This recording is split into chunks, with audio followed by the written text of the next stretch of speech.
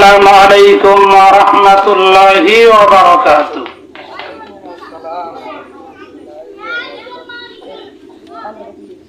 নাহমাদুহু ওয়া নুসাল্লি আলা রাসূলিহিল কারীম।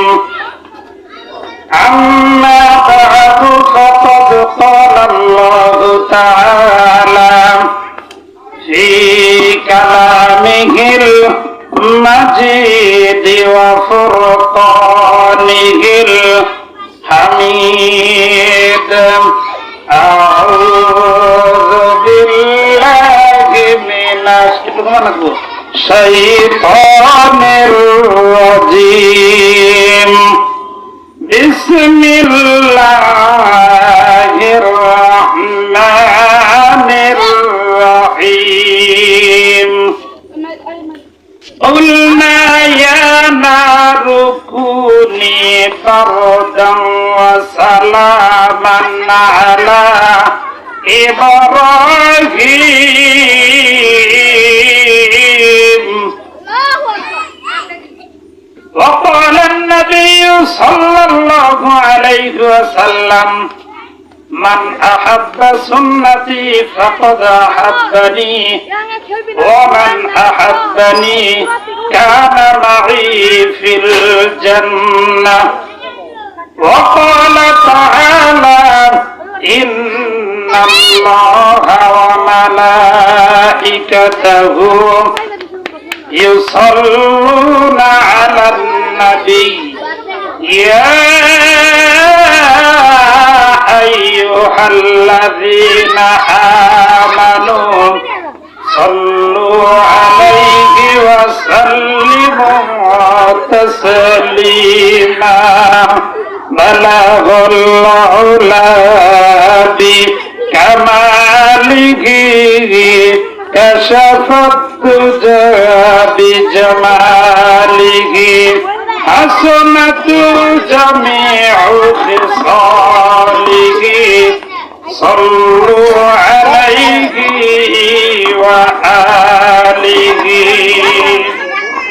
মোদের নবী সবার সেরা, নূরুন আলা নূর, নূরে তার হাসলো ধরা, আদার হলো দূর।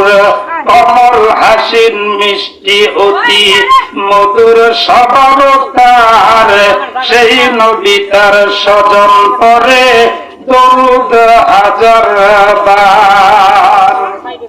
সাউন্ড একটু কমাই দেন, কেন কেন করে দেন, বাস চলবে। আলহামদুলিল্লাহ, ঐতিহ্যবাহী টাঙ্গাইল জেলা গোপালপুর থানার অন্তর্গত হেমনগর ইউনিয়নের দক্ষিণ ভোলারপাড়া আব্দুল সালাম সাহেবের উদ্যোগে আজকের এই তাফসীরুল কোরআন মাহফিল, পত্র মাহফিলের সম্মানিত সভাপতি জনাব হযরত মাওলানা আব্দুল গফুর সাহেব, দিগার ওলামা একরামগণ, আমার সামনে উপস্থিত শ্রদ্ধেয় মুরব্বিয়ান একরাম, সমবয়সের যুবক ভাই বন্ধুগণ, স্নেহের কচি কাকা যারা ঘুরতেছেন, আপনারা মেহেরবানি করে সামনে বসেন। সকলের প্রতি আন্তরিক শুভেচ্ছা। পর্দার আড়ালে অবস্থানরত মা বোনেরা, সকলের প্রতি আন্তরিক শুভেচ্ছা মোবারকবাদ জ্ঞাপন করছি। আমরা সকলেই সেই মহান রব্বুল আলামিনের দরবারে শুকরিয়া আদায় করি, যিনি আমাদেরকে এরকম একটা জালিসুর রহমান বেহেশতের বাগানে বসার তৌফিক দিয়েছেন। এজন্য শুকরিয়া স্বরূপ সবাই জবান খুলে করি আলহামদুলিল্লাহ। এই কচি কাফল যারা আর মনে মনে ভাবতেছে যে এই মাহফিল মনে হয় আমাদের জন্য কোনো কাম হবো না, না, এই মাহফিল ছোট বড় সবার জন্যই নাজাতের কারণ হবে। এই মাহফিল সকলের জন্যই বালা মুসিবত থেকে মুক্তির কারণ হবে, কল্যাণের কারণ হবে। কন্যার হাওয়া। এজন্য এই মাহফিলের আওয়াজ যতদূর পর্যন্ত যাইতেছে, হতে পারে এটাই আবার আপনার জন্য জীবনের শেষ মাহফিল। যারা বলেন ঠিক কিনা? নিঃশ্বাসের কোনো বিশ্বাস নাই, হায়াতের কোনো গ্যারান্টি নাই। আছে একটু গ্যারান্টি নাই। সকালবেলা বের হয়ে যায় আর বিকাল বেলা লাশ হইয়া বাড়িতে আসে, আর লোকের আফসোস করা হারে এত সুন্দর ফুটফুটে তাজা যুবকটা কেমনে কইরা চইলা গেল? বলে গেছে কার হুকুমে গেছে? আল্লাহর হুকুমে গেছে। এই জন্য আমার আপনার জীবনটা আল্লাহ দান করেছেন এই অল্প দিনের দুনিয়া দিয়া চিরস্থায়ী আখিরাত কামাই করার জন্য। হাদিসের ভিতরে বিশ্ব নবী আমার আপনার নবী ডাক দিয়ে বলেন, আদ-দুনিয়া মাজরাতুল আখিরাহ। ও আমার উম্মতেরা, ও ভোলারপাড়া গ্রামের মুসলমানেরা, আল্লাহর নবী বলেন, ও আমার উম্মতেরা তোমরা শোনো, এই দুনিয়া হচ্ছে আখিরাতের বাজার। বাজারে যাইয়া যেইভাবে করে বাবার সবাই করিয়া বাড়িতে আইনা খুব মজা করিয়া রান্না বান্না করিয়া খাও, এইভাবে করিয়াই এই দুনিয়া হলো আখিরাতের বাজার। এইখান থেকে আখিরাতের জন্য যে যে পরিমাণ আমল পাঠাইবা, যে যে পরিমাণ নেক আমল কইরা আখিরাতের ব্যাংকে জমা রাখবা, তার জন্য তত শান্তি ওইখানে অপেক্ষা করতেছে। এই যে 2 দিন আগেই গেল কুরবানি, ঠিক কিনা? এই কুরবানি হযরত ইব্রাহিম আলাইহিস সালামের আদর্শ বিশ্ব নবীকে সাহাবায়ে کرام প্রশ্ন করলেন, বললাম হাযিহিল আযাহি ইয়া রাসূলুল্লাহ, ও আল্লাহর নবী কুরবানি কি জিনিস? নবীজি ডাক দিয়ে বলেন, আলা সুন্নাতু আবিকুম ইব্রাহিম, এটা হলো তোমাদের জাতির পিতা ইব্রাহিম আলাইহিস সালামের সুন্নাত। তার মানে ইব্রাহিম নবীর আদর্শ। মারহাবা। ইব্রাহিম নবীর জীবনী আমার আপনার সকলের জন্য শিক্ষা। ইব্রাহিম নবীর জীবনে যদি আপনি একটু খেয়াল করি, একটু মনোযোগ দেই, আমার দিকে কানটা খাড়া কইরা এই দিকে লাগাই দেন, তাহলে বুঝবেন আল্লাহর পয়গম্বর ইব্রাহিম আলাইহিস সালামকে আল্লাহর নবী হিসেবে বানাইছেন, জাতির পিতা হিসেবে ঘোষণা দিয়েছেন।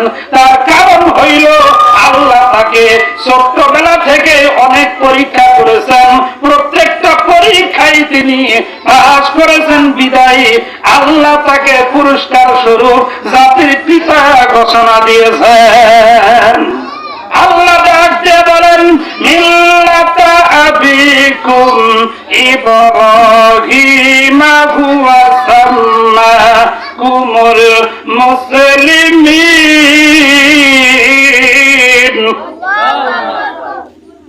আমি আমার ইব্রাহিমকে মুসলমানদের জাতি পিতার হিসাবে নির্বাচন কইরা দিলাম। হযরত ইব্রাহিম আলাইহিস সালামের জীবনে লক্ষ্য করুন, তার যখন দুনিয়াতে আগমনের আগ মুহূর্তটা কি ছিল? যেই দেশে ইব্রাহিম আলাইহিস সালাম জন্মগ্রহণ করলেন, ওই দেশের বাদশা ছিল নমরুদ। সে শুধু বাদশাই ছিল না, সে খোদাও দাবি করছিল। আর জনগণ, ওই সময়কার জনগণ যারা ছিল তারাও মাইনানি ছিল যে নমরুদ তার কোন অসুস্থতা আসে না, তার কোন সমস্যায় তাকে দেখা যায় না। এই কেন কেন করে সাউন্ড কমায় যাও, খালি স্ত্রী বাড়ি করে ওর করে থাকেন মারা যাও তুমি সাউন্ড কমায় দিয়া। ও বন্ধু, যে আলোচনা করতেছিলাম, আল্লাহর নবী ইব্রাহিম আলাইহিস সালামকে আল্লাহ দুনিয়ার জমিনে প্রেরণ করবেন। এইদিকে নমরুদ স্বপ্নের ভিতরে দেখলো ছোট ছোট শস্যগুলো বড় বড় শস্য গিলা খাইতেছে, ভক্ষণ করতেছে। এই স্বপ্ন দেখিয়ে নমরুদ আশ্চর্য হয়ে গেল, কিরে এমন স্বপ্ন তো আমার জিন্দেগিতে আমি কোনদিন দেখি নাই। সুতরাং এই স্বপ্নের ব্যাখ্যা কি হইতে পারে, এর ব্যাখ্যা কে বলতে পারে, তার কাছে আমি যাব। এই ব্যাখ্যা না শুই না ছাড়বো না। মন্ত্রীরা রাখতে বলে, মন্ত্রীরা কি ব্যবস্থা করা যায়? মন্ত্রী বলে, আমাদের দেশে অনেক জ্যোতিষী আছে, এদেরকে ডাকলে তারাই এর ব্যাখ্যা বলতে পারে।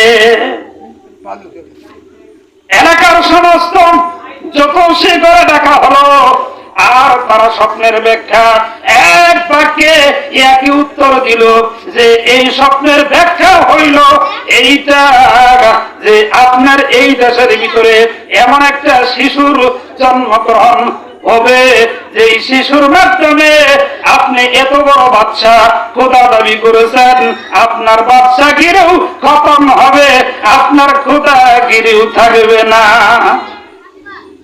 এবার নমরুদ বলেন, তাহলে ওই বাচ্চাকে ঠেকাইতে হবে, দুনিয়াতে আসতেই দিব না, জন্ম নিয়ন্ত্রণ চালু করো, যেমন আমাদের দেশও আছে। বলে ছেলে আর মেয়ে একটা হইলেই ভালো হয়, দুইটার বেশি নয়। তাই বলে কি মানুষ কমতেছে না বাড়তেছে?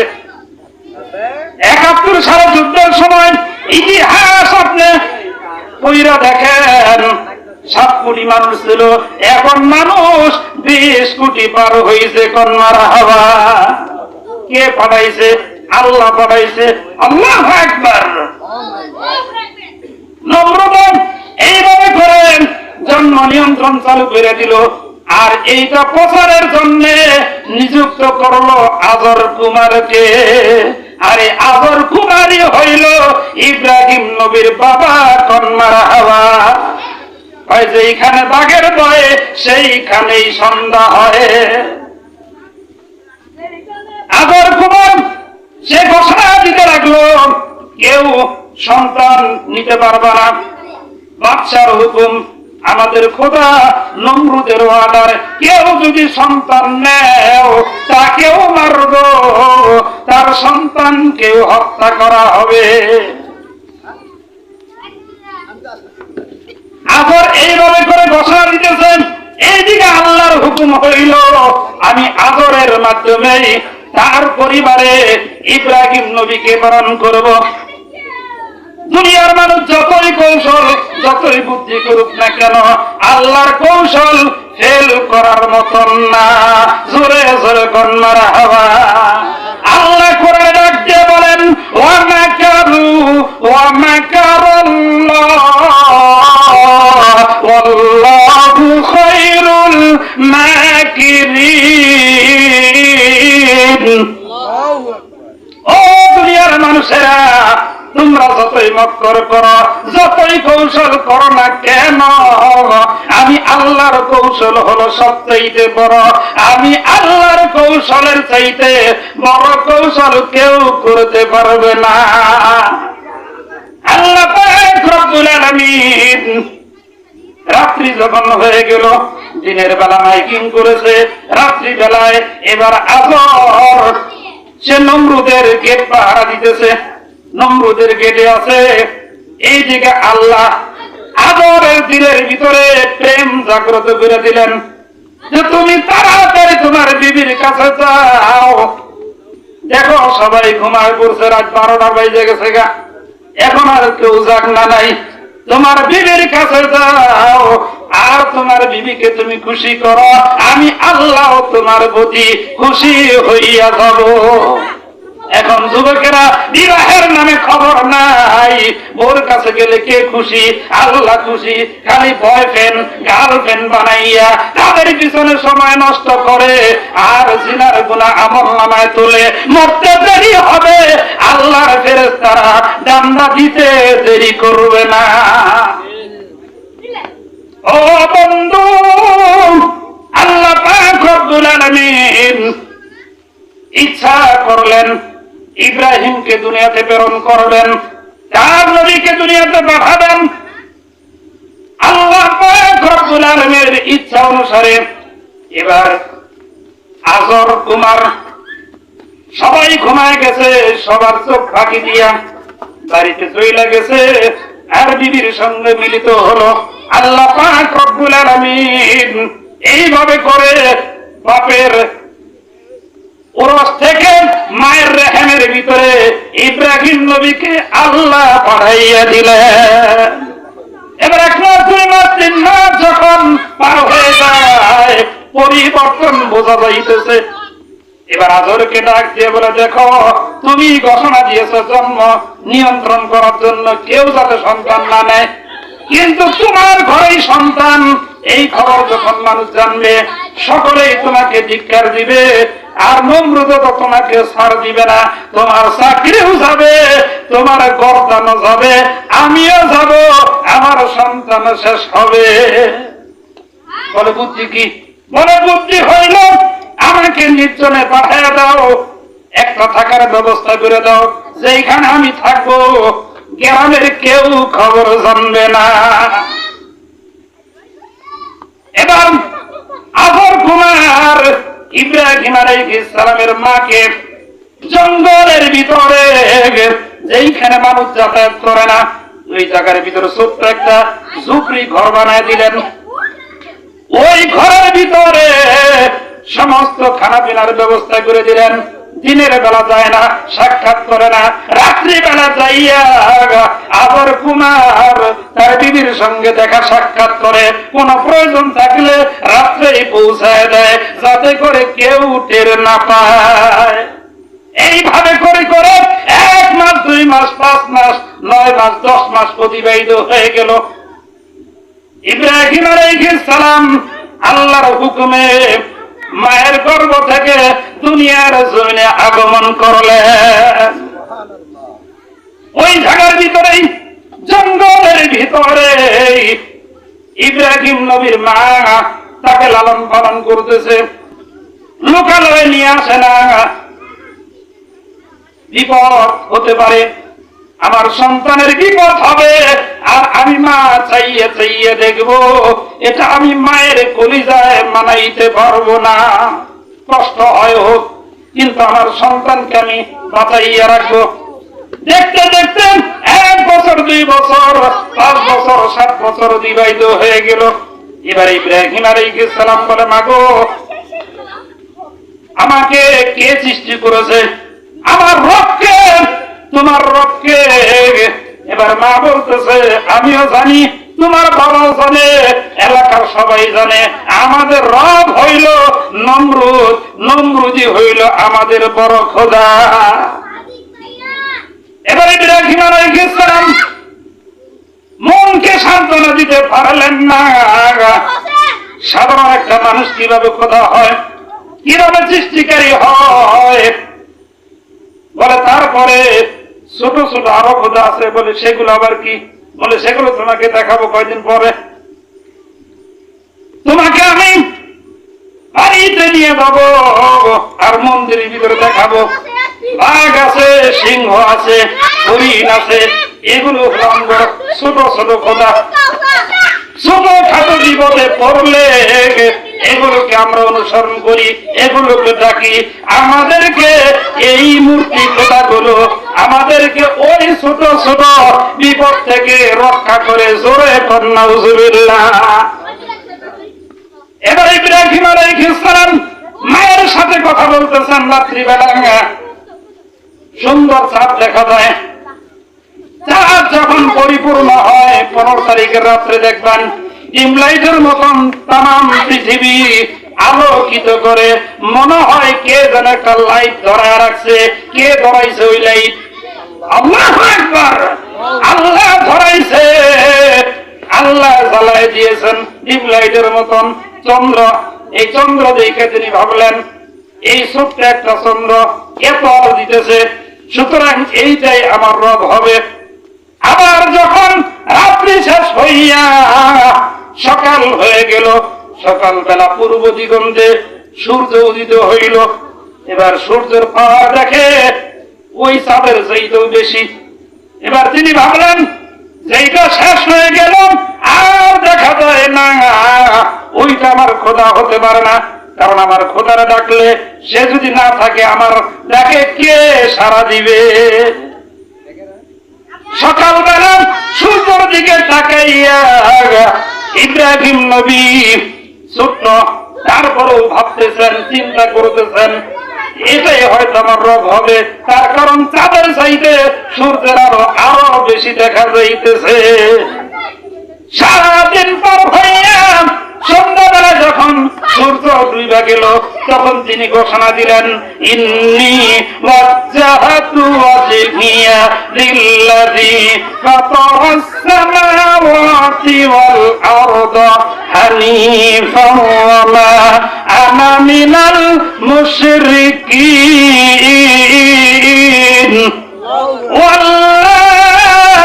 এই চন্দ্র সূর্য এগুলো একটা আমার রব না, আমি মুশরিকদের অন্তর্ভুক্ত না। এইগুলোকে যিনি চালাইতেছেন আমি বুঝতে পারছি তিনি আমার রব আল্লাহ। ইব্রাহিম আলাইহিস সালাতু ওয়াস সালাম এইভাবে করে আল্লাহকে তালাশ কইরা বের করলেন। এবার যখন 12 বছর হয়ে গেছে, বুঝলাম হয়ে গেছে, এইবার তাকে বাড়িতে নেওয়া হলো। বাড়িতে নেওয়ার পর আদর কুমার বলতেছে, বাবা রে, আমাদের সংসার চলে এই মূর্তিগুলো বেচার মাধ্যমে। এই যে যখন হরিণের মূর্তি, সিংহর মূর্তি, বাঘের মূর্তি দেখা যায়, এই মূর্তিগুলো আমি নিজ হাতে বানাইছি, এগুলোকে আমরা খোদা হিসেবে মানি। এই যে মেলা চলতেছে, বাজার চলতেছে, এই মেলার ভিতরে নিয়া এই মূর্তিগুলো বিক্রি করবা। আজকে আমার অন্য কাম আছে, তুমি যাও। এবার ইব্রাহিম আলাইহিস সালামকে অল্প কিছু মূর্তি একটা ঝুড়ির ভিতরে দিয়ে মাথায় উঠাই দিছে। ইব্রাহিম আলাইহিস সালাম মাথায় কইরা নেয় আর মনে মনে ভাবে, যে আমার রব হবে, যে আমার খোদা হবে, সেই তো আমার মাথায় করে নিবে, আমি কেন তার মাথায় করে নিব? সুতরাং আমি মাথায় করে আর নিব না। মাথায় থেকে নামাইয়া এবার বলতেছে, চল আমার সাথে চল। মূর্তি একটাও চলে না, জায়গা মতে আছে, চলবো কি? এবার বলে, যাবি না যখন জোর করে নিমো, তাই না নিমো। এবার এক একটার খায়ের ভিতরে রশি বাঁধছে। রশি বান্ধিয়া আল্লাহর নবী ইব্রাহিম তাই না নিতেছে। এবার একটার সঙ্গে আরেকটায় ধাক্কা লাগিয়া ভাঙ্গা চূড়া শেষ। একটার ঠ্যাং নাই, আরেকটার মাথা নাই, আরেকটার হাত নাই, আরেকটার সুর নাই, হাতির সুর নাই। এই অবস্থায় যখন বাজারে নিয়ে হাজির করছেন, লোকেরা ভিড় জমাইছে, কিরে আমাদের দেবতার এই অবস্থা কে করলো? বলে, ভাই আমি আর কি বলবো, আমি বাজারে নিয়ে আসতেছিলাম ভালোই, কিন্তু একটা আরোর সাথে গুতাগুতি কইরে বল আমি তোর চাইতে বড়, ওই বলেন আমি তোর চাইতে বড়, বলে আমার শক্তি বেশি, বলে না আমার শক্তি বেশি। এই যে গুতাগুতি বাজাইছে আমি সারাইতে পারি নাই, যার কারণে এই অবস্থা হয়েছে। বলে এগুলো কেউ কিনবো না, তাড়াতাড়ি বাইরে নিয়ে যাও। বাড়িতে নিয়ে গেছেন। আদর কুমার বলে, বাবা এই মূর্তির ব্যবসা তোমার দেওয়া হবে না, বুঝছি, তোমার অন্য কাজ দিতে হবে, তুমি বৈশাখ থাকো আর খানা পিনা করো, তোমার কোনো টেনশন নাই। এবার আদর কুমার মূর্তি বানায় বাজারে বিক্রি করে। একদিন মেলার শেষ দিন এসে পড়লো, বলতেছে সবাই আজকে মেলায় যাবে, তুমি যাবে না নাকি? ইব্রাহিম আলাইহিস সালাম বলে, আনা মারিজতু, আমি অসুস্থ। বলে, কি অসুস্থ? মুফাসসিরগণ বলেন, ইব্রাহিম আলাইহিস সালাম তখন দিলের অসুস্থ ছিলেন। তার কারণ তিনি আল্লাহর চিনছেন, কিন্তু তার গ্রামে তার বাবারা কেউ আল্লাহর চিনতেছে না। এই জন্য তিনি মনে অসুস্থ, তার দিল অসুস্থ হয়ে গেছে, তিনি তাই বুঝাইলেন। এবার সবাই বললাম, তাহলে এই যে মূর্তির মন্দিরে পাহারা দিবা, এই দায়িত্ব তোমার উপর দিয়ে গেলাম, আর কিছু ফল কিছু ফুল দিয়ে গেলাম, এগুলো নিয়ে মূর্তির সামনে দিবা, মূর্তি এগুলো খাবে, এটা তোমার দায়িত্ব। সবাই যখন চইলা গেল, ইব্রাহিম আলাইহিস সালাতু ওয়াস সালাম ওই মূর্তির সামনে নিয়ে খানাগুলো হাজির করছে। মূর্তির সামনে দিয়ে বলেন, আমার বাবা আমাকে দায়িত্ব দিয়েছে তোমাদেরকে খাওয়ানোর জন্য, তোমার সামনে হাজির করলাম, তুমি আগে খাও, তারপরে পরেরটার সিরিয়ালে দিব। এবার খায় না, বলে আমার বাবাই দিলে খাবা, আমি দিলে খাবা না, এইটা আমি মানব না। কি দেখা যায়? বলো ওই যে কুড়াল দেখা যায়, এই কুড়াল দিয়েই তোমার 12টা বাজাবো, খাবা না খাবা না। মূর্তি কথায় কয় না, খায় না। এই অবস্থা দেখিয়া ইব্রাহিম আলাইহিস সালাম বলে, যেই কথা সেই কাজ তোমার ছাড়বো না। কুড়াল দিয়ে মারছে, একটা বাড়ি ওটা শেষ। এবার দ্বিতীয়টার সামনে নিয়ে হাজির করছে, বলো এটা তো খাইলো না, তুমি যদি না খাও তোমার কিন্তু আবার 12টা বাজাবো। সেও খায় না, ওইটাও ভাঙছে। এবার সব মূর্তি ভাঙ্গার পর বড়টার কাছে যায় বলে, সবাই খাইল না, এবার তোমার আমি আর কিছুই বলবো না, তুমি খাইলে খাও, না খাইলে না খাও, এই যে কুড়াল তোমারে দিয়ে গেলাম। এবার কুড়াল ঘাড়ের ভিতর ঝুলাইয়া ইব্রাহিম আলাইহিস সালাম চলে গেল, যায় ঘুম পাড়তেছে। এবার সবাই মেলা থেকে সন্ধ্যাবেলা যখন বাড়িতে আসলো, আসিয়া সবার আগে মন্দিরে গেছে, রাম রাম রাম, এইটা কাম করলো কে, এমন কাম কে করলো, আমাদের মূর্তির 12টা বাজাইছে। সবাই বলল আমরা তো কেউ ছিলাম না, দায়িত্ব ছিল ইব্রাহিমের, সে তো অসুস্থ, তাকে জিজ্ঞাসা করো। ইব্রাহিমকে ডাকা হলো, ডাকার পর ইব্রাহিম আলাইহিস সালাম বলল, এরা তো খোদা, এদের খাবার কে মারবে, এদের সমান শক্তি আর কারো আছে নাকি? বলে তাও বুঝলাম না। বলে যদি না বুঝো, ওই যে বাস্তবে তাকাইয়ে দেখো, বড়টার ঘাড়ে কুড়াল দেখা যায়। বড়টা বলছে আমি একাই খাবো, একটারও খাবার দিব না, এই জন্য সবচেয়ে মাইরা শেষ করছে। এবার সবাই বলতেছে না না না, আমরা এটা বিশ্বাস করি না। বলে কি বিশ্বাস করো না? বলে এই মূর্তি খাইতে পারে না, এই মূর্তি ধরতে পারে না, এই মূর্তি কারো উপর আঘাত করতে পারে না, এই মূর্তির কোনো জ্ঞান বুদ্ধি নাই, এই মূর্তি এরকম ভাবে তার কোনো শক্তি নাই। ইব্রাহিম আলাইহিস সালাম এইবার তার গ্রামের লোকদেরকে ডাক দিয়ে বলতেছে, আমি এতদিন তোমাদেরকে এইটাই বুঝাইতে চাইছি যে আমাদের রব একজন, তিনি হলেন আল্লাহ, তাকে দেখা যায় না, কিন্তু তার সৃষ্টিগুলো দেখা তাকে অনুভব করতে হয়। এবার বলতেছেন তাহলে এটা তো তোমারই কাম মনে হইতেছে। বলে তোমরা কোথায় যখন বিশ্বাস করলে না, বাস্তবে প্র্যাকটিক্যালে বোঝানোর জন্য আমি এইটা তোমাদেরকে দেখাইলাম। মূর্তির কোনো ক্ষমতা নাই, যার ক্ষমতা আছে চন্দ্র সূর্য যিনি চালাইতেছেন তিনি হলো আমার আল্লাহ। এবার বলে না না না, এই কথা মানব না, আমাদের রব হইল নমরুদ। বলে নমরুদ যদি রব হয় তারা ডাকো। নমরুদের ডাকছে, বলে তোমার কাছে আমার একটাই প্রশ্ন। বলে কি প্রশ্ন? বলে তোমার কি ক্ষমতা আছে? বলে তোমার আল্লাহর কি ক্ষমতা আছে? বলে আমার আল্লাহর ক্ষমতা আছে, ইচ্ছা করলে কাউকে মারতে পারে, ইচ্ছা করলে কাউকে বাঁচাইতে পারে, মৃত্যু এবং হায়াতের ক্ষমতা তার হাতে আছে। বলে এটা তো আমার হাতেও আছে। নমরুদ বলতেছে এটা আমার হাতেও আছে। বলে ফাঁসির অর্ডার হয়ে গেছে, এরকম একটা আসামি আনো, আর নর্মাল আসামি আনো, যে কয়দিন পরে ছাড়া পাবে। এবার সকলের সামনে ফাঁসির আসামিরে খালাস করে দিল, আর যে কয়দিন পরে ছাড়া পাবে তাকে হত্যার হুকুম দিয়ে দিল। আর নমরুদ বলল, দেখো ইব্রাহিম, আমি যার ফাঁসির হুকুম ছিল তারে বাঁচায় দিলাম, যার বাঁচার কথা ছিল তারে মারলাম, তার মানে এই ক্ষমতা তো আমারও আছে। বলে তাই নাকি? এবার ফাইনালে আসেন। বলে ফাইনাল কি? ইব্রাহিম আলাইহিস সালাম ডাক দিয়ে বলে, চন্দ্র সূর্য আল্লাহ পরিচালনা করতেছেন, চন্দ্র সূর্য তিনি পরিচালনা করেন। সূর্য পূর্ব দিক থেকে উদিত হয়, পশ্চিম দিকে অস্ত যায়। তোমার যদি এতই ক্ষমতা থাকে, পশ্চিম দিক থেকে সূর্য উঠাইয়া পূর্ব দিকে ডুবাও। এবার ইব্রাহিম এই প্রশ্ন ছাড়ার সঙ্গে সঙ্গে নমরুদের মাথা গরম হয়ে গেছে, মাথা নষ্ট। বলে আমার ভালো ঠেকতেছে না, সিংহাসনে যাইতে হবে, মাথা বাইন্ধা রাখবো। মাথায় পানি দেওয়া শুরু করেছে। আর সেনাবাহিনী গুলো ডাক দিয়ে বলে আমরা কি বলবো? বলে ইব্রাহিম এই ছোট্ট বাচ্চা, এই ছোট্ট মরিচে এত জাল, বড় হইলে তো আন্দোলন করব, আমার ক্ষমতা এই ইব্রাহিমই শেষ করব।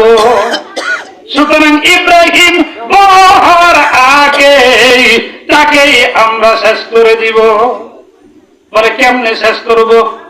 বলে আগুনের ভিতরে ফেলাইয়া জনসম্মুখে শেষ করব, সবাই যাতে ভয় পায়, এই দুঃসাহস আর যাতে কেউ করতে সাহস না পায়। যেই কথা সেই কাজ। এবার তিনি হুকুম করে দিলেন, ও আমার রাষ্ট্রীয় কর্মচারীরা, অমক মাঠের ভিতরে, খেলার মাঠের ভিতরে, স্টেডিয়ামের ভিতরে ওইখানে আগুন প্রজ্বলিত করো। একদিন নয়, 2 দিন নয়, 7 দিন মতান্তরে 40 দিন পর্যন্ত আগুন প্রজ্বলিত করলো।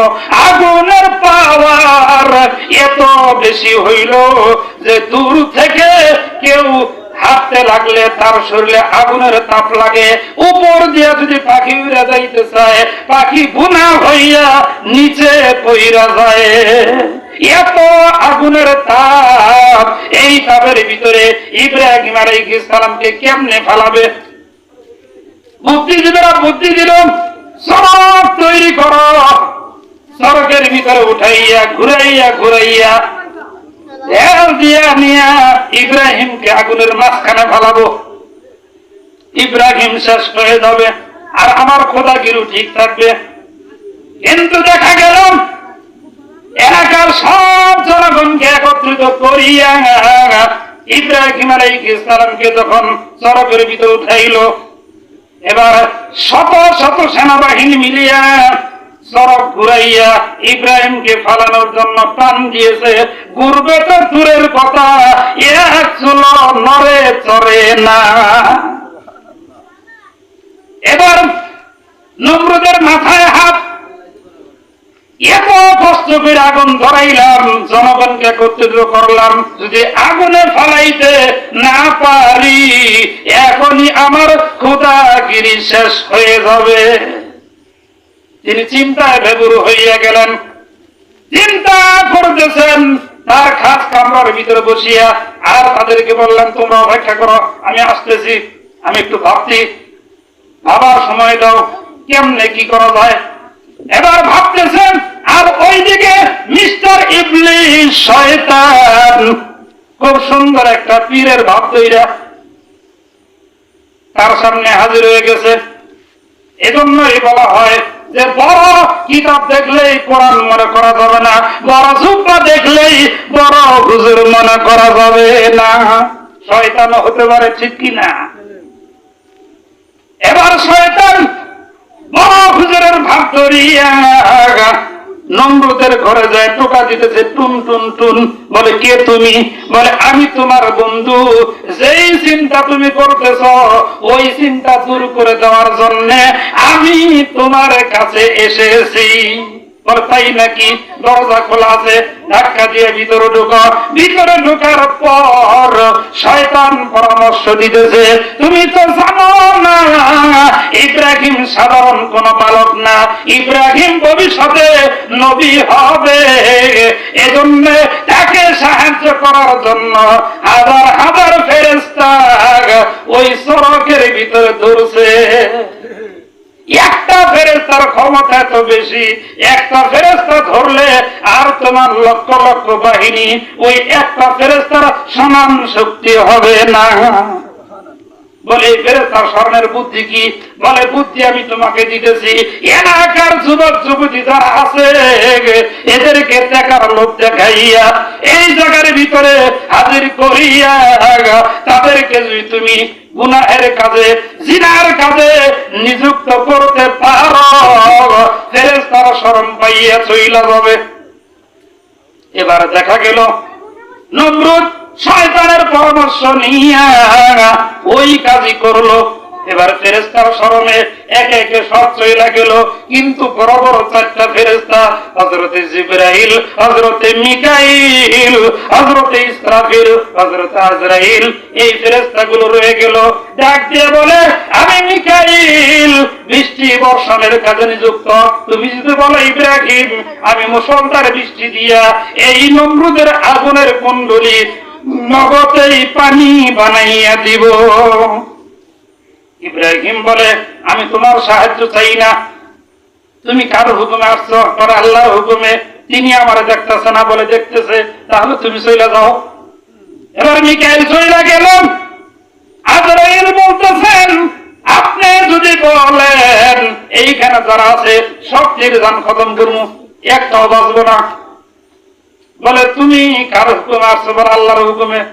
বলে, তিনি তো আমার দেখতেছে, তোমার সাহায্য আমার দরকার নাই। এবার ইসরাফিল আলাইহিস সালাম আসিয়া বলতেছেন, আপনি যদি বলেন আমি মাটি সহ উঠাইয়া শুধুমাত্র রুটির মতন একটু উল্টায় দিব, বুঝতেছেন তো, সব একবারে মাটি হয়ে যাবে, একটাও ভিজা পাওয়া যাবে না। বলে, না না না, তোমার সাহায্য আমার দরকার নাই। আমাকে যিনি বানাইছেন, আমাকে যিনি সৃষ্টি করেছেন, তিনি আমাকে সাহায্য করবে। এবার ফেরেশতাদের সর্দার জিবরাইল আলাইহিস সালাম বলতেছেন, আপনি যদি বলেন আমি আপনাকে সাহায্য করতে পারি, আমাকে আল্লাহ একটা নয়, দুইটা নয়, 600 ডানা দিছে। নবীজি বলেন, আমি জিবরাইলকে যখন 7 আসমানের উপরে সিদরাতুল মুনতাহার কাছে দেখলাম, ইনদা সিদরাতুল মুনতাহা ইনদাহা জান্নাতুল মাওয়া। সিদরাতুল মুনতাহা যেখানে বড়ই গাছ আছে 7 আসমানের উপরে, ওইখানে আমি যখন জিবরাইলকে সরাসরি তার আসল রূপে দেখলাম, আমার কাছে মনে হলো তার এক একটা পাখা, এক একটা ডানা এত বড়, এইভাবে করে মেইলা দিলে পৃথিবীর এক প্রান্ত থেকে আরেক প্রান্ত পর্যন্ত ঢেকে যাবে, তামাম পৃথিবী তার পাখার নিচে ঢাইকা যাবে। কোন সুবহানাল্লাহ। জিবরাইল বলতেছে, আমি সাহায্য করি, পাখা দিয়ে একবারই যেই শেষ করে দিই। বলে, না না না, তোমার সাহায্য আমার লাগবে না। যিনি আমাকে এই মুসিবতে ফেলাইছেন, তিনি আমার সাহায্য করবেন। কোন সুবহানাল্লাহ। এজন্য কোরআনে কারিমে রব্বুল আলামিন ডাক দিয়ে বলেন, ওয়া মান ইয়াতাওয়াক্কাল আলাল্লাহি ফাহুয়া হাসবুহ। আল্লাহু আকবার। আল্লাহ বলেন, যেই সমস্ত মানুষগুলো আমি আল্লাহর প্রতি পূর্ণ তাওয়াক্কুল করে, ভরসা করে, আমি আল্লাহই তার জন্য যথেষ্ট হইয়া যাই। এবার আল্লাহ তার জন্য যথেষ্ট হয়ে গেলেন। আল্লাহ দেখতে বলেন, ও আগুন, তোর স্বাভাবিক ক্ষমতা হইল জ্বালাইয়া পোড়াইয়া শেষ করে দেওয়া, ছাই করে দেওয়া, এটা স্বাভাবিক হুকুম। আমি আল্লাহ তোর থেকে ওই হুকুম এই মুহূর্তে তুইলা নিলাম। তার মানে আমি আল্লাহ ঘোষণা দিলাম। আমি খুতবার শুরুতেই জিহাদ করছি, আল্লাহ তখন ঘোষণা দিলেন, কুলনা ইয়া নারু কুনি বারদান ওয়া সালামান আলা ইব্রাহিম। ও আগুন, আমি আল্লাহর হুকুম হয়ে গেল, আমার ইব্রাহিমের জন্য শান্তিদায়ক, আরামদায়ক, ঠান্ডা হইয়া যাও। এমন ঠান্ডা হয়ে গেল, না গরম না শীত, এসির মতন অবস্থা। ইব্রাহিম আলাইহিস সালাম ওই আগুনের ভিতরে 40 দিন থাকলাম। কয়দিন? 40 দিন আগুনের ভিতরে অবস্থান করলেন। আগুনের ভিতরে অবস্থান করার পর 40 দিন পর যখন ওই আগুন থেকে বের হলেন, লোকজন জিজ্ঞাসা করলো, কি রে ইব্রাহিম, কি খবর? ইব্রাহিম নবী ডাক দিয়ে বলে, ও আমার দেশবাসী, ও আমার বন্ধু বান্ধব, তোমরা শোনো, আমি এই 40 দিন এত আরামে ছিলাম, এত শান্তিতে ছিলাম, এরকম শান্তি আমার জীবনে আর কোনদিন আমি অনুভব করি নাই। কে দিয়েছেন শান্তি? আল্লাহ শান্তি দিতে পারেন কাদের? খুদ রক্তদারি বর কালাম, আনতা রব্বি আনতা হাসবি জুল জালাল, আনতা রব্বি আনতা হাসবি জুল জালাল।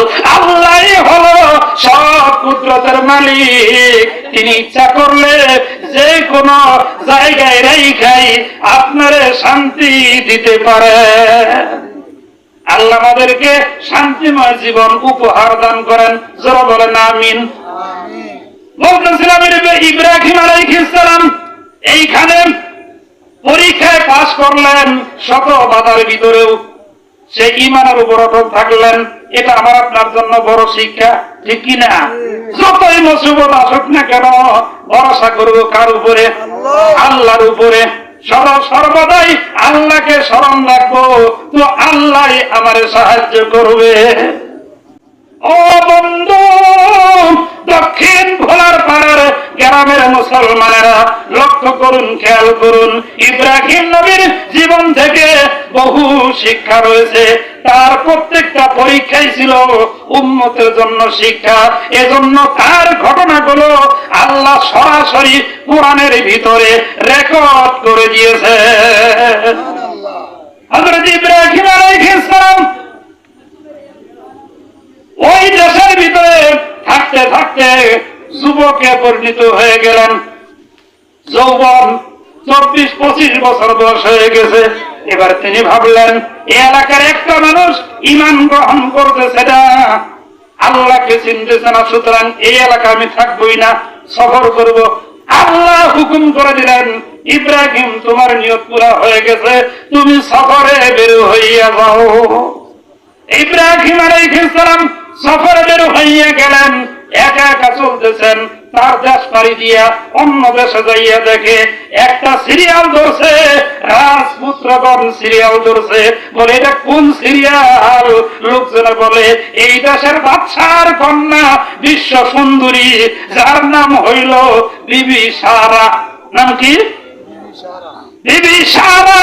তার বিবাহ অনুষ্ঠান হবে। বিভিন্ন দেশের রাজপুত্রগণ সিরিয়াল ধরছে।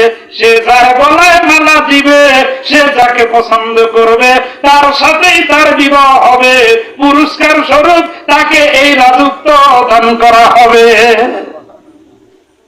এবার দেখা গেল ইব্রাহিম আলাইহিস সালাম ওই লাইন পাস করে যাইতেছে। এমন সময় আল্লাহর তরফ থেকে হুকুম হয়ে গেল, ও ইব্রাহিম, তুমি আল্লাহর হুকুমে এই লাইনের ভিতরে দাঁড়াইয়া যাও। তার মানে তোমার বিবাহের সময় হইয়া গেছে, আমি আল্লাহ বুঝতে পেরেছি। এবার লাইনে দাঁড়াইয়া গেল। ইব্রাহিম আলাইহিস সালাম কোন প্রশ্ন করলেন না, আল্লাহ আমার গায়ের পোশাক নরমাল, আমাকে পছন্দ করবে কিনা, আমার কোন পরিচয় নাই, এইখানে কেউ চেনে না, আমার সাথে বিবাহ দিবে কিনা, তিনি কোন প্রশ্ন, কোন চিন্তা মাথা নাই না। আল্লাহ হুকুম তো হুকুমই সাথে সাথে দাঁড়াইয়া গেছে।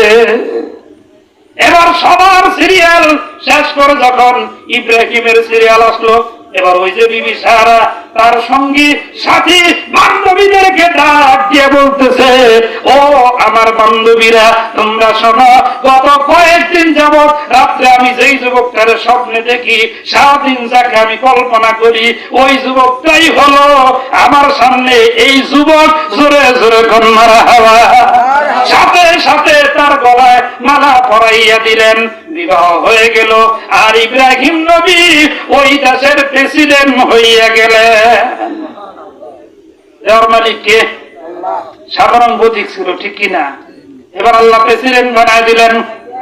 দীর্ঘ 12 বছর ওই দেশের ভিতরে প্রেসিডেন্ট গিরি পালন করলেন। এবার তিনি সিদ্ধান্ত নিলেন, আমি সফর করব, এক জায়গায় থাইকা আমার আর ভালো লাগতেছে না। বিবি সারা বলেন, আমিও তোমার সাথে যাব। বলে ঠিক আছে, চলো যাই। রাজত্বের দায়িত্ব আরো একজনকে দিলেন, সহকারী মন্ত্রীকে দিয়া। সেরকম ভাবে রাজত্বের দায়িত্ব দিয়া স্বামী স্ত্রী দুইজনে সফরে বের হইলেন। যাইতে যাইতে যাইতে যাইতে মিশর যখন পৌঁছে গেলেন, মিশরের বাদশা ছিল জালিম বাদশা, সে ছিল নারী লুবি। সে তার সেনাবাহিনীদেরকে ঘোষণা করে দিয়েছে, কোন সুন্দরী রমণী যদি তোমরা পাও আর আমার কাছে আইলা যদি উপহার দাও, তোমাদেরকেও আমি অনেক টাকা পুরস্কার দিব।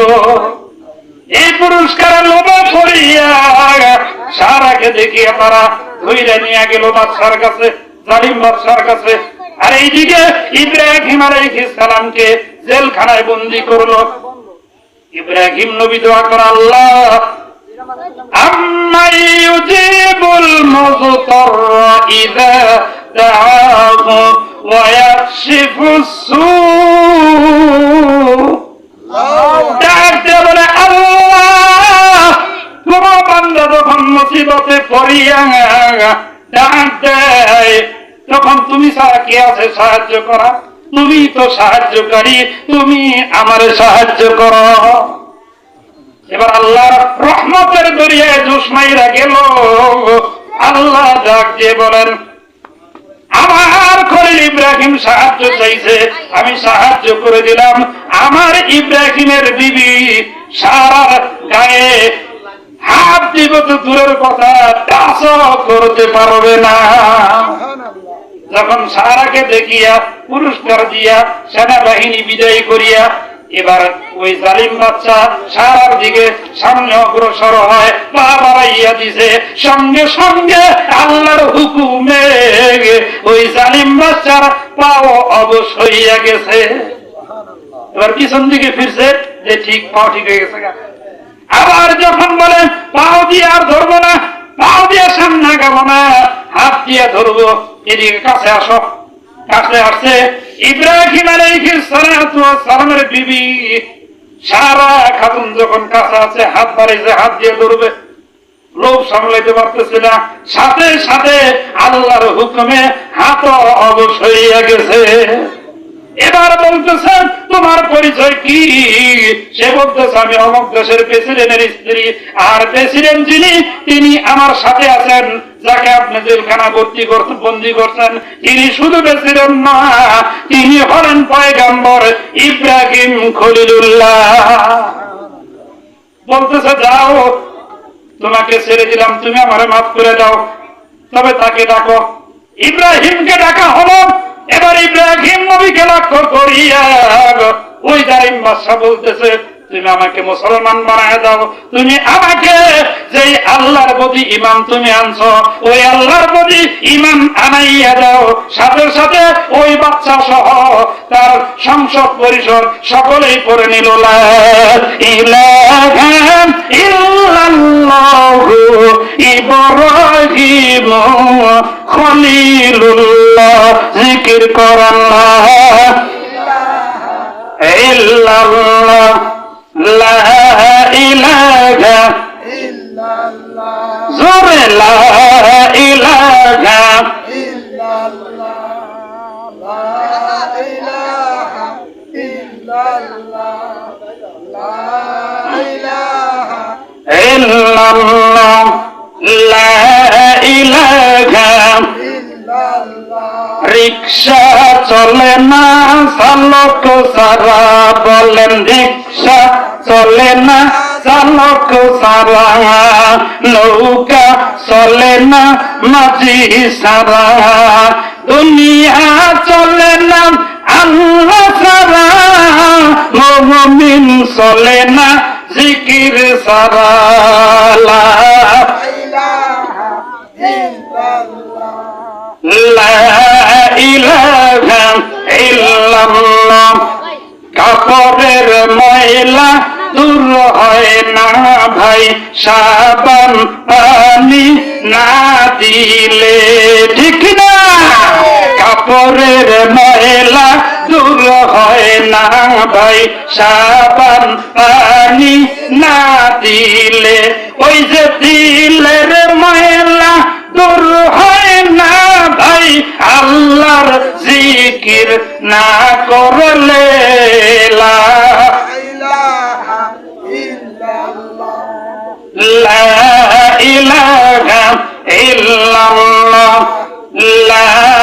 ইলাহা লা ইলাহা ইল্লাল্লাহ মুহাম্মাদুর রাসূলুল্লাহ জবান খুলে পড়ি সাল্লাল্লাহু আলাইহি ওয়াসাল্লাম। ও বন্ধু, টাঙ্গাইল জেলা গোপালপুর থানার অন্তর্গত দক্ষিণ ভোলারপাড়া গ্রামের মুসলমানেরা, আপনাদের কি মনে আছে ওই যে জালিম বাদশার কথা বলতেছিলাম? এবার ওই জালিম বাদশা ইব্রাহিমকে ডাক দিয়ে বলে, ও পয়গম্বর, আপনার কাছে আমার একটা দাবি। বলে, কি দাবি? বলে, এই যে আপনার বিবি সতী সাধবী আল্লাহ বলি আল্লাহর নেক বান্দি, এরকম একটা নেককার আল্লাহর বান্দি আমার কারাগারে আছে।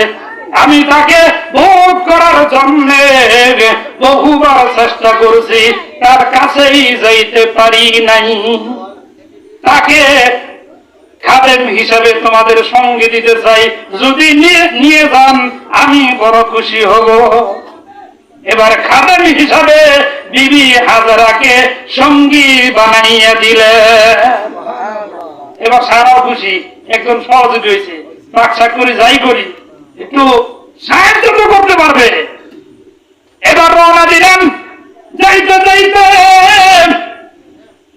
তারা এক জায়গায় যাই অবস্থান করলেন, ওইখানে কিছুদিন থাকলেন, আবার ঘুরিয়া ফিরিয়া তার রাজ্যে চলে আসলেন। রাজ্যে আসার পর কয়েক বছর অতিবাহিত হয়ে গেল, দীর্ঘ 1 যুগ 12 বছর পার হয়ে গেল, সন্তান হয় না। সন্তান না হওয়ার কারণে ইব্রাহিম নবীর মন খারাপ, সারার মন খারাপ। যেই ঘরে সন্তান নাই ওই ঘরে অন্ধকার, ঠিক কিনা? এজন্য বাচ্চা হারুন রশিদের স্বর্ণের কোষাগার যখন তার মৃত্যুর পর খোলা হলো, ওইখানে একটা সাইনবোর্ড ছিল। ওই সাইনবোর্ডের ভিতরে 5টা লাইন ছিল। এর ভিতরে 1 নাম্বার লাইনে লেখা ছিল, দুনিয়াতে যার সম্পদ নাই তার কোনো সম্মান নাই। এখন হুজুররা মসজিদ মাদ্রাসার খ্যাপন দিয়ে শুধু বসে থাকে, আর বাদ ইনকামের চেষ্টা করে না। কুরবানি গেল, অনেক হুজুর খোঁজ নিয়ে দেখবেন কুরবানি দিতে পারে নাই, ঠিক কিনা? সামর্থ্য নাই। একজন সাহায্য চাইলে সাহায্য করার সামর্থ্য নাই। আপনার কি করতে হবে? ইমামতির পাশাপাশি ব্যবসা বাণিজ্য, ইমামতির পাশাপাশি অন্য কাজ করতে হবে। গরুর খামারি হতে হবে, মুরগির ফার্ম দিতে হবে, যাতে করে আপনি নিজে স্বাবলম্বী হইয়া আরেকজনকে সাহায্য করতে পারেন। সুবহানাল্লাহ। প্রত্যেকটা নবী রাসূল ধনী ছিলেন, তারা ব্যবসা বাণিজ্য করছে, তারা অন্যের মুখাপেক্ষী হয় নাই। সুবহানাল্লাহ। এখন হুজুররা অন্য কিছু না করার কারণে 2-1টা হুজুর যদি ব্যবসা বাণিজ্য করে, বাকি দিয়ে কয়ে এই হুজুরের কাম শেষ। কি হয়েছে? দেখ, হুজুরের ব্যবসা বাণিজ্য শুরু করছে, মুরগির খামার দিছে, গরুর খামার দিছে, বড় পুকুর আছে, মাছ আবাদ করতেছে। মনে হয় আল্লাহ বেজার হয়ে গেছে গা, নইলে ইমামতি বাদ দিয়া মসজিদ মাদ্রাসা বাদ দিয়ে না শুরু করছেন কে? অথচ যে জায়গার ভিতরে আপনি রিজিক বেশি পাওয়া যাবে, রিজিকের সম্মান করার জন্য কে বলেছেন? আল্লাহ বলেছেন। আওয়াজ দিয়ে বলেন, কে বলেছেন? দলিল হলো কোরআন। কোরআনে কারীমের সূরা জুমার নামক একটা সূরা আছে, ওই সূরার 10 নম্বর আয়াত খুলবেন, ওই আয়াত খুলিয়া ওইটার তর্জমা পড়বেন। আল্লাহ বলতেছেন, কি বলতেছেন? ফাইযা কুযিয়াতিস সালাতু ফান্তাশিরু ফিল আরদ। আল্লাহু আকবার।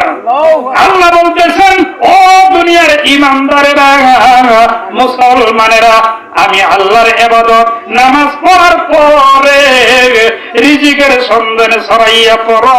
নামাজ যেমন ফরজ, আল্লাহর রিজিক কামাই করা এইটাও আমি আল্লাহ তোমার জন্য ফরজ কইরা দিলাম। বলতেছিলাম ইব্রাহিম আলাইহিস সালাম দেশের প্রেসিডেন্ট, মনে আছে তো আপনাদের? এবার ইব্রাহিম আলাইহিস সালামের সন্তান হয় না। সন্তান না হইলে কি যে কষ্ট, যার সন্তান নাই সেই বুঝে তার বেদনা, ঠিক কিনা?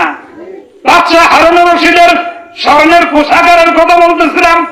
ওইখানে একটা সাইনবোর্ডের ভিতরে 5টা লাইন ছিল। 1 নাম্বার লেখা ছিল, দুনিয়াতে যার সম্পদ নাই তার কোনো সম্মান নাই। আছে ওর কথা কেউ মানব? মাপদির করলে মাপদিরই গ্রহণযোগ্য কত হইল গরিব মানুষ, সরকার কারা মানে, ঠিক কিনা? তারপরে 2 নম্বর লাইন ছিল, দুনিয়াতে যার পরিবার নাই তার শরীরের কোন সুখ নাই। 3 নম্বর লাইন ছিল, দুনিয়াতে যার সন্তান নাই তার চোখের আলো নাই, অন্ধকার। 4 নম্বর লাইন ছিল, দুনিয়াতে যার ভাই বেড়াদার নাই তার বাহুতে কোনো শক্তি নাই। যার 10টা ভাই আছে কেউ ধমক দিয়ে কথা কর সাহস পায় না, ঠিক কিনা? 5 নম্বর লাইন লেখা ছিল, এই আগে যে 4টা জিনিস বললাম, এই 4টা জিনিস যার নাই তার কোনো টেনশন নাই। ও বন্ধু, ইব্রাহিম আলাইহিস সালাম আল্লাহর কাছে দোয়া করতেছেন, আল্লাহ তুমি আমার একটা সন্তান দাও। রব্বি হাবলি মিনাস সালিহিন, আল্লাহ তুমি আমার একটা নেক সন্তান দাও। তিনি কোন মাজারে যায় নাই, কোন পীরের কাছে যায় নাই, কোন তাবিজ করা, ডিম করা, পানি পড়ার কাছে যায় নাই, সরাসরি কারে বলছে? আল্লাহর বলছে। এইখান থেকে আমাদের জন্য শিক্ষা, যত বড় মুসিবত হোক না কেন, আমার ছেলে দরকার, আমার মেয়ে দরকার, আমার সন্তান হয় না, কার কাছে যাব? আল্লাহর কাছে যাব। এইটাই ইব্রাহিম নবীর ইতিহাসের মাধ্যমে আল্লাহ আমাদেরকে শিক্ষা দান করে দিলেন। এবার বিবি সারা যে বলে, স্বামী গো, যেহেতু সন্তান হয় না, বিবাহ উপযুক্ত আমাদের খাদেম আছে, নাম হলো হাজারা। নাম কি? হাজারা। আমি অনুমতি দিলাম, সে যদি রাজি থাকে আপনি তাকে বিবাহ করেন। এবার হাজারাকে জিজ্ঞাসা করা হলো, তোমার কি মত? হাজারা বলেন, আমি আপনাদের বাড়িতে থাকি, আপনারাই আমার গার্জিয়ান, সুতরাং আপনারা যা বলবেন আমি তাতেই রাজি আছি। এবার হাজারা রাজি হইয়া গেল, ইব্রাহিমের সঙ্গে বিবাহ করাইয়া দিলেন। ইব্রাহিম আলাইহিস সালাম হাজারাকে বিবাহ করার পর আল্লাহর হুকুমে 1 বছর পার হতে হতেই একটা সন্তান গর্ভে ধারণ করলেন। আর ওই সন্তান যখন দুনিয়াতে আগমন করবেন, তখন আল্লাহ পাক রব্বুল আলামিন নবীকে ডাক দিয়ে জানায় দিলেন, ও নবী, আপনি শুনেন, আপনি দোয়া করেছিলেন, নেক সন্তান চেয়েছিলেন আমি আল্লাহর কাছে, সুতরাং আমি আল্লাহ আপনাকে এমন সন্তান দান করে দিলাম যেই সন্তান আপনার আনুগত্য হবে, যেই সন্তান আমি আল্লাহর গোলাম হবে। জোরে কোন সুবহানাল্লাহ। আবাশশারনাহু বিগুলামিন হালিম, যেই সন্তান আমি আল্লাহর গোলাম হবে, নেক সন্তান হবে, এরকম সন্তান আপনাকে দান করলাম। এই সন্তান যখন দুনিয়াতে আগমন করলো, তখন ইব্রাহিম নবীর বয়স হইল 120 বছর। কয় বছর? 120 বছর বয়সের বৃদ্ধ। আর এদিকে তার বিবির বয়স হলো 99 বছর। কয় বছর? 99 বছর বয়সে যুবতী থাকে না বৃদ্ধ হয়? কি হয়? বৃদ্ধ হইয়া গেছে। এবার ইব্রাহিম আলাইহিস সালাম এত সাধনার পর, এত আকাঙ্ক্ষার পর সন্তানকে যখন পাইলেন, তিনি তখন ইসমাইলকে বুকে নেয়, ইসমাইলকে কোলে নেয়, ইসমাইলকে চুমা দেয়, ইসমাইলকে আদর করে। আল্লাহর নাম একটু কম নিতেছে। এবার ফেরেশতারা ডাক দিয়ে বলে, আল্লাহ তোমার ইব্রাহিম এত বছর পরে সন্তান পাইয়া তোমার মহব্বত কুইমা গেছে। আল্লাহ ডাক দিয়ে বলে, না না না, আমার ইব্রাহিমের খবর আমি জানি, আমার ইব্রাহিম আমারই বেশি ভালোবাসে। বলে আল্লাহ আমরা ফেরেশতারা দেখতে চাই, একটু পরীক্ষা করে দেখি সে পাস করে কিনা। আগে তো পরীক্ষা পাস করছে, এখন পাস করে কিনা এইবার একটু দেখবার চাই। এবার আল্লাহ হুকুম করে দিলেন, পরীক্ষা শুরু করে দিলেন। বলেন ইব্রাহিম এত মহব্বত, এত ভালোবাসার সন্তানকে আমি আল্লাহর হুকুমে বনবাসে দিয়ে আস। বলে কোথায় দিব? কয় মরুভূমির প্রান্তর দিয়ে যাইতে থাকো, আমি আল্লাহ হুকুম করব ওই জায়গার ভিতরে রাইখা আসবা। এবার ইব্রাহিম আল্লাহর হুকুম পাইতে দেরি, রওনা করতে দেরি করে নাই। জোরে জোরে কোন মারহাবা। ইব্রাহিম আলাইহিস সালাম বিবিকে নিয়া, বিবি হাজারাকে নিয়া, দুধের সন্তান কোলের সন্তানকে নিয়ে রওনা দিয়েছেন। এই সন্তান মাত্র 1 বছর বয়স, এখনো দুধ ছাড়ে নাই। তার কারণ 2 বছর দুধ পান করানোর হুকুম কে দিয়েছে? আল্লাহু আকবার। এখন অনেক মা বোন আছে নিজের স্তন ঝুইলা যাব, আবার দুধ একটু কম হয়, কষ্ট হয়, এই জন্য ফিটার খিলায়, আছে না? নিজের সন্তানকে দুধ পান করায় না। নবীজি বলেন সন্তানকে যখন মায়ের দুধ খাওয়াবে, ওই মায়ের সঙ্গে সন্তানের সঙ্গে একটা মহব্বতের তার আল্লাহ ব্যাটারি চার্জ করতে থাকবে। আর এমন মহব্বত হবে ওই সন্তান তার মার সাথে কোনোদিন বেয়াদবি করবে না। জোরে কোন সুবহানাল্লাহ। কিন্তু এখন দেখা যায় ফিটার খিলায় আর হুজুর কাছে বলে, হুজুর সন্তান তো কথা শোনে না, একটু দোয়া করুন, ওয়াজ করুন। কিন্তু আপনি তো আগেই কথা না শোনার কাম করে দিচ্ছেন, ফিটার খিলাইছেন, ঠিক কিনা? এজন্য মা বোনেরা সন্তানকে নিজের স্তন থেকে দুধ পান করাবেন, এটা সন্তানের হক। 1 দিন নয়, 2 দিন নয়, কমপক্ষে 2 বছর দুধ পান করাবেন, এইটা আল্লাহ হুকুম করে দিয়েছেন। ও বন্ধু, ও গ্রামের মুসলমানেরা, বলার পরে গ্রামের মা বোনেরা, যুবক বাবাজিরা, বৃদ্ধ বাবাজিরা, আমার দিকে মনোযোগী দেন, লক্ষ্য করুন।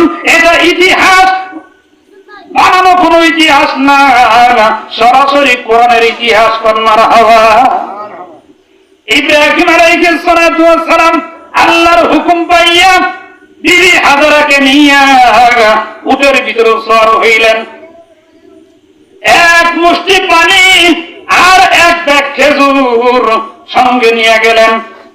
এবার যখন কাবা ঘরের নিকটে পৌঁছে গেলেন, আল্লাহ হুকুম দিলেন, ইব্রাহিম এই জায়গার ভিতরে ইসমাইল সহ তার মা হাজারাকে রাইখা তুমি আমি আল্লাহর হুকুমে তোমার রাজ্যে চলিলা যাও। এবার তাদেরকে রাখিয়া ইব্রাহিম নবী যখন রওনা দিয়েছেন, হাজারা ডাক দিয়ে বলে, স্বামী গো, কোন অপরাধে, কোন কারণে বনবাসে দিয়ে গেলেন? চতুর্দিকে বালু আর বালু, কোন বাড়ি ঘর দেখা যায় না। আমার ছোট্ট শিশুকে নিয়ে এইখানে কেমনে থাকবো? এই অল্প পানি আর অল্প কয়টা খেজুর দিয়া কয়দিন আর আমাদের জীবন বাঁচবে? আপনি কি আপনার বিবির কথায় রাইখা যাইতেছেন না আল্লাহর হুকুমে রাইখা যাইতেছেন? ইব্রাহিম আলাইহিস সালাম আকাশের দিকে ইশারা দিয়া বললেন, এই আসমান জমিনের যিনি মালিক আমার আল্লাহ, তার হুকুমে রাইখা যাইতেছি। সাথে সাথে বিবি হাজারাও কেমন ঈমানওয়ালা। মা বোনেরা লক্ষ্য করুন, মা বোনেরা তো একটু কিছু হইলেই হতাশ হয়ে যায়, ঠিক কিনা? সন্তান একটু অসুস্থ হইলেই বলে, আল্লাহ আমার সন্তানদের ছাড়া আর কেউ তুমি চোখে দেখো না, বলে কি বলে না? অথচ বিবি হাজারা দেখেন কেমন ধৈর্যের পাহাড় আমাদেরকে শিক্ষা দিলেন। বলতেছে আল্লাহর হুকুমে আপনি আমাকে রাইখা যাইতেছেন, ওই আল্লাহর প্রতি আমার পূর্ণ বিশ্বাস আছে। আল্লাহ আমাকে আমার সন্তানকে না খাওয়াইয়া রাখবে না। কোন সুবহানাল্লাহ। এবার দেখা গেল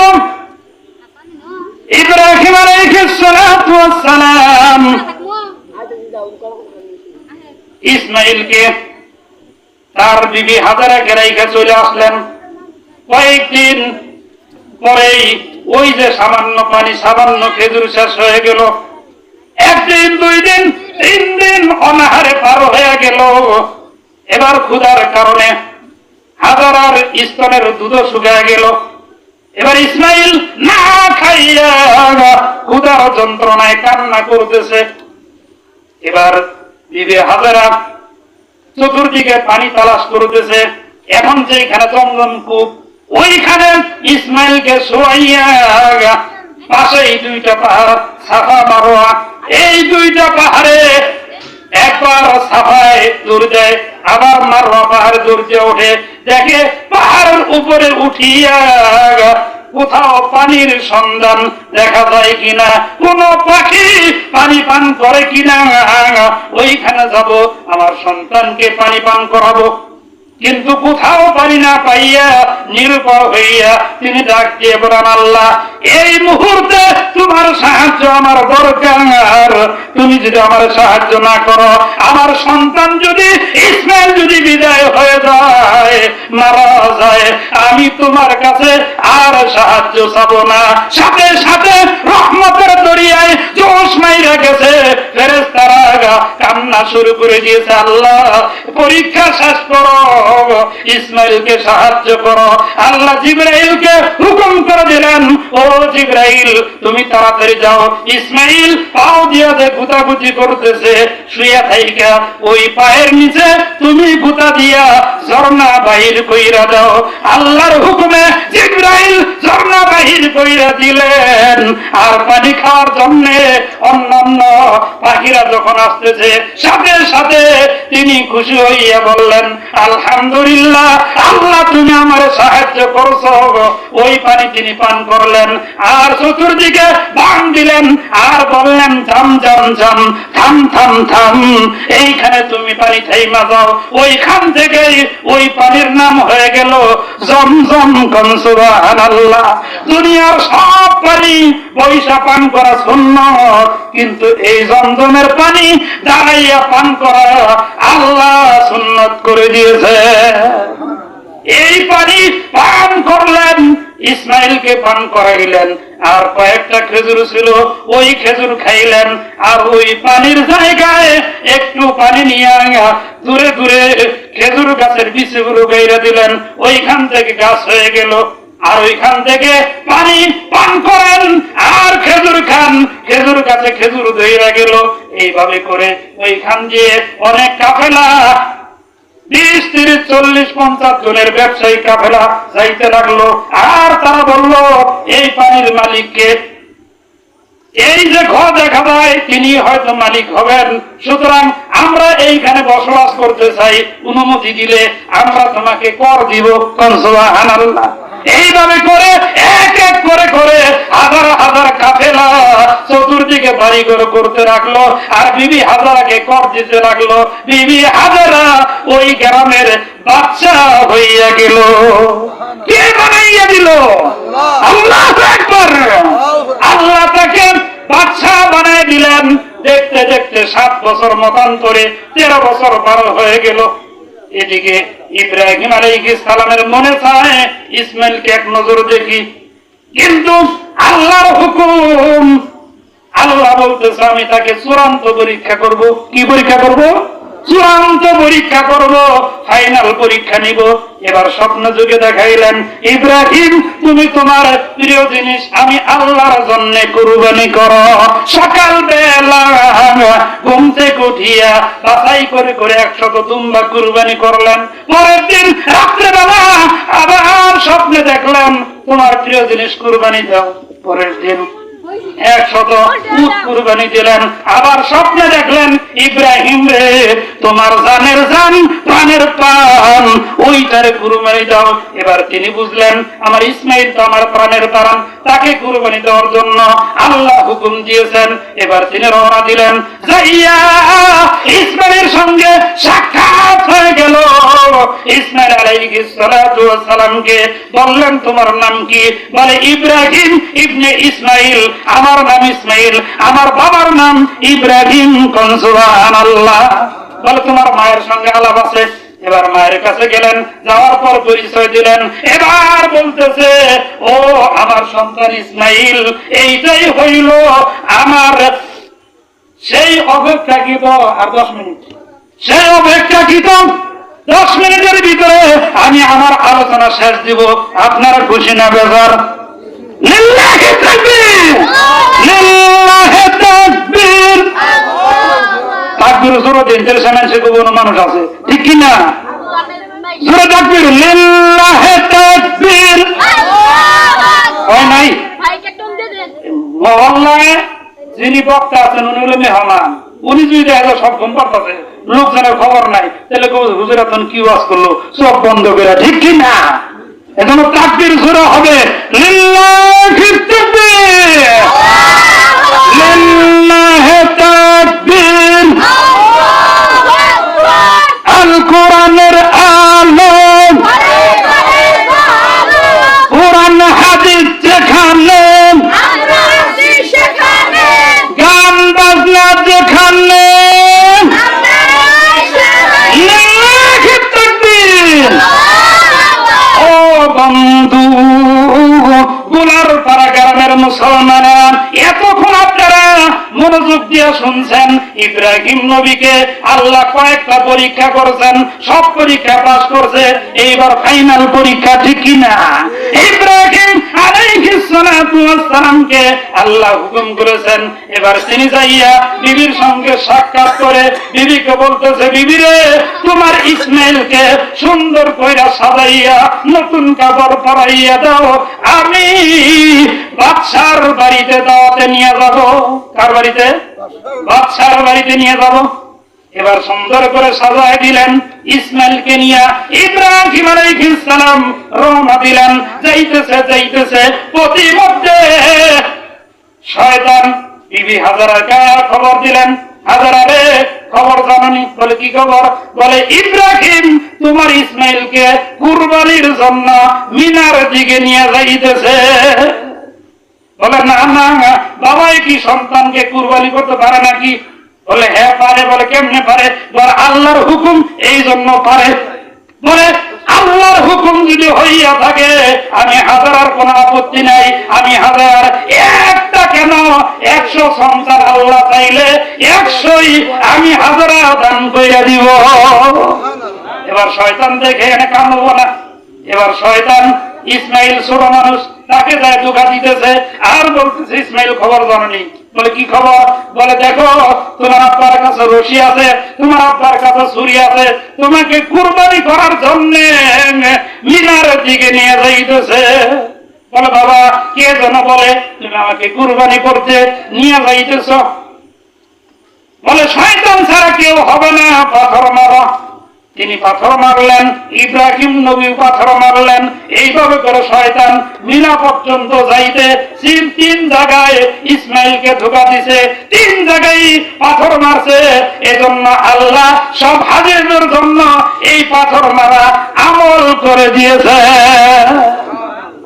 এবার দেখা গেল ইব্রাহিম আলাইহিস সালাতু ওয়াস সালাম ইসমাইলকে নিয়ে যখন মিনা প্রান্তরে পৌঁছে গেলেন, যেইখানে তিনি কুরবানি দিবেন আল্লাহর নামে, ওইখানে যাইয়া ইসমাইলকে পরীক্ষা করার জন্য একটু বললেন, যদি তিনি পরীক্ষা পাস করেন তাও কুরবানি দিবেন, যদি পরীক্ষা ফেল করেন তাও কুরবানি দিবেন, আল্লাহর হুকুম তিনি পালন করবেন। তারপরেও আমার সন্তান দেখি আল্লাহরে কেমন মানে একটু টেস্ট করি। এবার তিনি বললেন قال يا بني إني أرى في المنام أني أذبحك فانظر ماذا ترى। সূরা সাফফাতের 7 নম্বর আয়াত বললেন, ও ইসমাইল, আমি স্বপ্নে দেখলাম তোমাকে কুরবানি দিতেছি, এবার তুমি কি বলো? এবার ইসমাইল বাপকা বেটা সিপাহী কা ঘোড়া কুছ না হো তো থুরা থুরা। এবার ইসমাইল বলতেছে, ওলায়া আবাতি ফাল মা তুমার সাতাজিদুনি ইনশা আল্লাহু মিনাস সাবিরিন। ইব্রাহিমের জবাবে ইসমাইল ছোট্ট বাচ্চা, 13 বছর বয়স, বলতেছে, বাবা আল্লাহর হুকুম আপনি পালন করেন, আমাকে কুরবানি করেন, আমাকে আপনি ধৈর্যশীল বান্দাদের মধ্যেই পাবেন। তবে বাবা আপনি আমার রশি যেও টানছেন, হাতটাও সুন্দর করে বাইধা নেন, আমাকে যখন জবাই করবেন মৃত্যুর যন্ত্রণায় ছোটাছুটি করতে যাইয়া আপনার গায়ে যদি আমার পা মোবারক হাত মোবারক লাইগা যায়, আপনি ব্যথা পাবেন, আল্লাহ বেজার হয়ে যাবে। আপনি আল্লাহর নবী, সুতরাং আপনি সুন্দর করে বাইধা নেন, ছুরিটা ভালো করে দাঁড় করে নেন, যাতে করে তাড়াতাড়ি কুরবানি হয়ে যায়, আমার কষ্ট না হয়, আপনারও কষ্ট না হয়। ইব্রাহিম আলাইহিস সালাম তাই করলেন। আর ইসমাইল বললেন, বাবা এতদিন আমার মা আমাকে নিয়েছিল, আজকে আমি কুরবানি হয়ে গেলে কাকে নিয়ে থাকবে? এজন্য আমার জামাটা খুইলা আপনার কাছে দিলাম, এই জামাটা আমার মায়ের কাছে পৌঁছে দিবেন, আমার মা এই জামাটা নিয়ে ঘুমাবে, আর আমার মা দিলের ভিতরে শান্তি পাবে। এবার ইব্রাহিম আলাইহিস সালাতু ওয়াস সালাম ছুরি ধার করলেন। ইসমাইল বলে, বাবা চোখ বাঁধে নাও, আমার দিকে তাকাইয়া তোমার মায়া হইতে পারে, যদি দেরি হয়ে যায় মায়ের কারণে আল্লাহ নারাজ হয়ে যাবে। এই জন্য তিনি চোখ বাইধে নিলেন।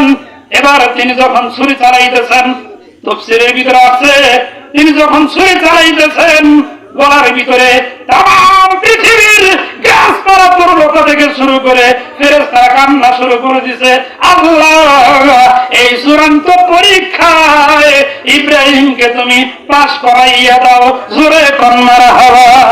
সাথে সাথে আল্লাহ ঘোষণা দিয়ে দিলেন, ফালাম্মা আসলামা ওয়া তাল্লাহু লিল জাবিন ওয়া নাদাইনাহু আইয়া ইব্রাহিম কদ সাদ্দাকতার রুইয়া ইন্না কাযালিকা নাজিল মুহসিনিন।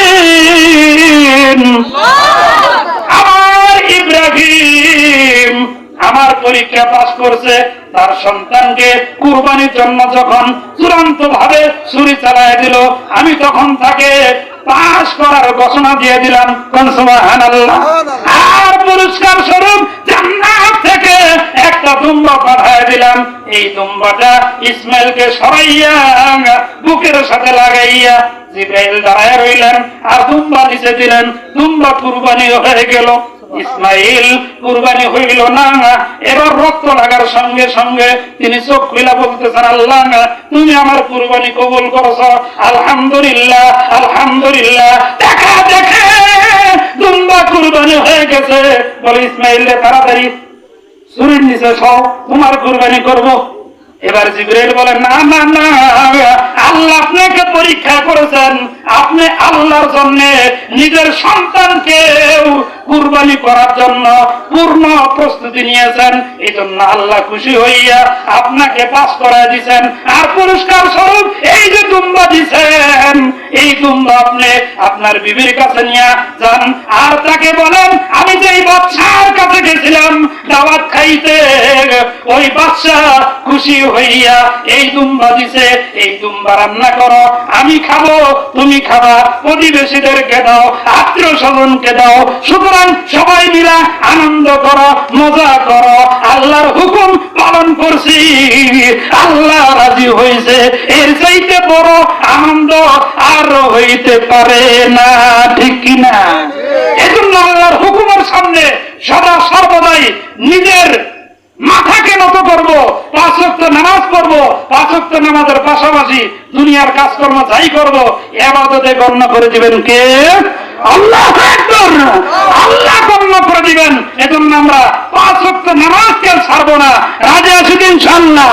কারা কারা রাজি আছি? হাত করে আল্লাহকে দেখাই। ফেরেশতারা ভিডিও করতেছে, আজকে যেরকম ভিডিও হইতেছে গোপাল পরিবার ইউটিউব চ্যানেলে, এইভাবে করে ফেরেশতারা আল্লাহর সামনে হাজির করতেছে। লিল্লাহি তাকবীর, লিল্লাহি তাকবীর। আল কোরআনের আলম, কোরআন হাদিস যেখানে, গান বাজনা টিভি সিনেমা যেখানে, লিল্লাহি তাকবীর। আল্লাহ পাক রব্বুল আলামিন এতক্ষণ আলোচনার মাধ্যমে আমরা যে শিক্ষা পাইলাম, ইব্রাহিম আলাইহিস সালামের মতো আল্লাহর হুকুমের সামনে আমার আপনার সমস্ত জ্ঞান বুদ্ধি যা আছে সবকিছু নত করে দিয়ে আল্লাহর হুকুম মেনে দুনিয়াতেও শান্তিময় জীবন উপহার পাওয়ার, পরকালীন জীবনেও চিরস্থায়ী শান্তির স্থান জান্নাতুল ফেরদাউসের বাসিন্দার হিসাবে আল্লাহ আমাদেরকে কবুল করেন। বলেন আমিন। হয় না? আরো জোরে বলেন আমিন। আরো জোরে সুরে আওয়াজ দিয়ে বলেন আমিন। ওয়া আখিরু দাওয়ানা আলহামদুলিল্লাহি রাব্বিল আলামিন। আসসালামু